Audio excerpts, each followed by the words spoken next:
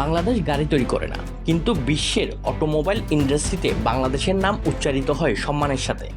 America, England, Japan, Singapore, Canada, Australia সহ বিশ্বের উন্নত দেশগুলোতে গাড়ি একটু পুরনো হয়ে গেলে কিংবা গাড়িতে কোনো মেজর ত্রুটি দেখা গেলে গাড়িগুলোকে কেটে পাঠিয়ে দেওয়া হয় সংযুক্ত আরব আমিরাতে সাজ্জায়। আর এই সাজ্জায় গড়ে উঠেছে বিশ্বের সবচেয়ে বড় অটো পার্টস মার্কেট। এই মার্কেটের বর্তমান আয়তন 50 কিলোমিটারের বেশি। গাড়িতে পুরো মার্কেট ঘুরে আসতে সময় লাগে 1.5 থেকে 2 ঘন্টা। Lamborghini, Porsche, Mercedes, Honda, Toyota সহ বিশ্বের প্রায় সকল ব্র্যান্ডের গাড়ির স্পেয়ার পার্টস পাওয়া যায় এই মার্কেটে। কিন্তু অবাক করা বিষয় হচ্ছে, বিশ্বের সবচেয়ে বড় এই অটো পার্টস মার্কেটের নেতৃত্ব এখন বাংলাদেশি ব্যবসায়ীদের হাতে। শূন্য থেকে বাংলাদেশি ব্যবসায়ীদের লিডিং পজিশনে আসার এই সাফল্যের গল্পটিই বলবো বাংলা বুলেটিন চ্যানেলের আজকের পর্বে। প্রিয় দর্শক, আপনি যদি বাংলা বুলেটিন চ্যানেলে নতুন হয়ে থাকেন তবে চ্যানেলটি সাবস্ক্রাইব করে পাশে থাকা বেল আইকনটিতে ক্লিক করুন।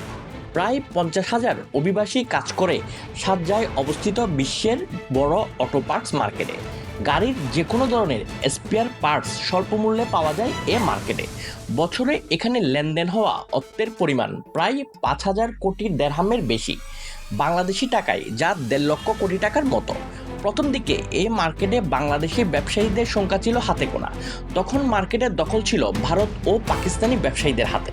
কিন্তু বাংলাদেশি ব্যবসায়ীরা তাদের পরিশ্রম, সততা, কমিটমেন্ট ও ব্যবসায়িক পরিকল্পনার কারণে ধীরে ধীরে উপরে উঠে আসে।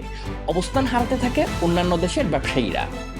বর্তমানে সাজ্জার এই কাটাকাটির মার্কেটে 3,500-এরও বেশি দোকান ও ইয়ার্ড এখন বাংলাদেশি ব্যবসায়ীদের হাতে। এইসব ব্যবসায়ীদের অনেকেই এখন গোল্ডেন ভিসার আওতাধীন। ব্যবসায়ীদের অনেকেই বর্তমানে সাজ্জায় ভিলা কিনে পরিবার নিয়ে বসবাস করছে।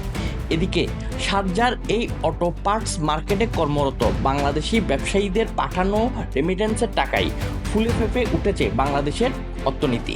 প্রিয় দর্শক, বাংলা বুলেটিন চ্যানেলের আজকের ভিডিওটি ভালো লাগলে লাইক করুন এবং ভিডিওটি শেয়ার করার মাধ্যমে অন্যকে জানিয়ে দিন সাজ্জায় কর্মরত বাংলাদেশি ব্যবসায়ীদের এই সাফল্যগাথা সম্পর্কে।